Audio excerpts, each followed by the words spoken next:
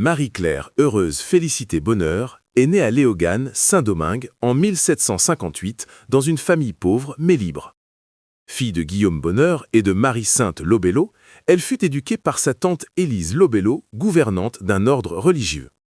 Elle épousa Pierre l'Unique, maître charron, et devint veuve en 1795. C'est lors du siège de Jacmel en 1800 qu'elle révéla son âme exceptionnelle.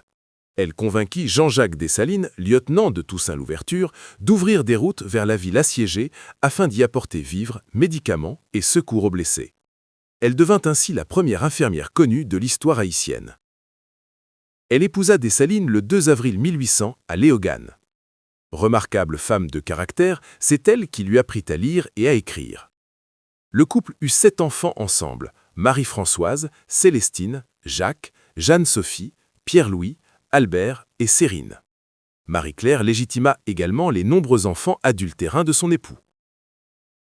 Lorsque Dessalines se proclama empereur sous le nom de Jacques Ier, Marie-Claire fut couronnée impératrice à ses côtés, le 8 octobre 1804, à l'église du Champ-de-Mars.